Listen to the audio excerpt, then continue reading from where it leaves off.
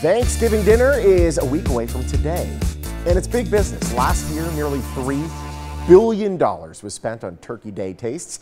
Celebrity chef Alex Guarnaschelli, she's here live with us now with some delicious delights that'll leave your guests pleasantly plump. Hi, how are you, Alex? Wow, what an introduction. Well, it's the least I could do. It's very nice. You're in the kitchen over there. You're getting things ready for the holiday season. First of all, what's your favorite part of the holidays? Oh, yeah.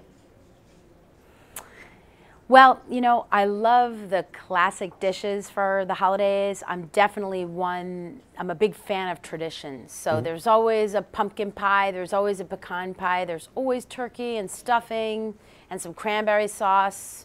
You might even catch me with that classic can of cranberry sauce, which has all the rings around it from the can.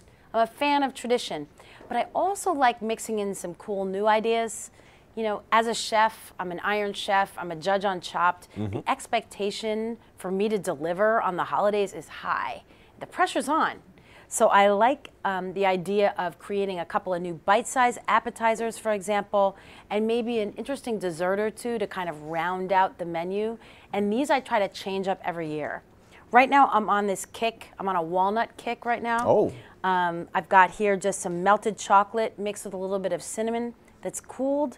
And I just roll them, these little chocolate truffles, into balls and coat them with crushed walnuts that are not toasted. You know, I don't think you always have to toast nuts. Yeah. I kind of like this sort of creamy, pure richness of them right here. Yeah. And you can also bag these chocolates up. It's kind of a fun arts and craft project.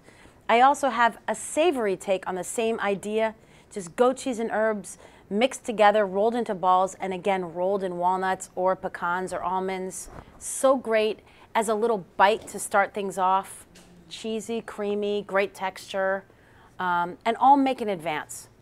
I think a big problem we have with the holidays is you end up with this oven gridlock. Your turkey or your ham is taking up a lot of room, and you've just got to have some pre-made stuff to ease that feeling, you know, like, is dinner going to happen? Yes, it is.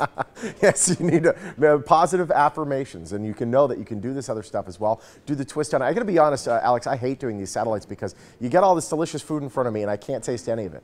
It's tragic. I know that's part of my whole process here is I am creating visual inspiration. Yes. You know, and this is always the case with my partnership with Fisher Nuts. I just have all these dishes that I've made. I've built a repertoire.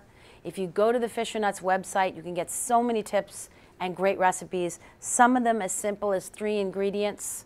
Just simple things we can make that kind of, I don't know, they create something cool and new and interesting for your Thanksgiving or holiday table. Absolutely. We're looking at that website right now. Some really cool recipes there. What else do you have on the table? Oh, I'm glad you asked because it's making me hungry. So I have these goat cheese and walnut balls. I have here a sweet potato gratin that's topped with toasted pecans. Oh. That's a real winner because you can just bake that ahead and just top it and go. This is a beet and cheese crostini with a little bit of slivered almond and strawberry. I like that little strawberry note in there. In place of the green bean casserole, which can get really heavy with the stuffing and the mashed potatoes, this is just a string bean salad with slivered almonds on top. Such a good kind of alternative. Simple. It's amazing how something simple can actually end up feeling creative to people. The green bean casserole is a lot of work with a lot of moving parts. Yeah. It's delicious. I love it.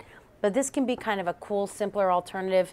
And then a baked ham. I mean, if you need something store-bought or pre-cooked to ease the tension of getting that meal out, a store-bought baked ham crusted in walnuts, a super easy way to have a real showpiece that doesn't take up your oven space for like 5 days. Yes, it does stay in there quite a long time. And finally, I'm seeing that cake all the way to the side there. That's the one thing that I end up skimping on, is I end up thinking about the turkey, I think about the ham, and I just get something out of the store for the cake, and I feel like I'm cheating.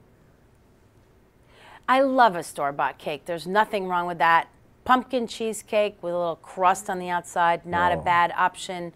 Also just a classic pecan pie, a pumpkin pie, some baked apples. Sometimes I like to mix up my desserts where something is just a pure baked fruit, and then there's a cheesecake, and then there's a pie, and then there's some chocolates, and the next thing you know, all the plates are empty.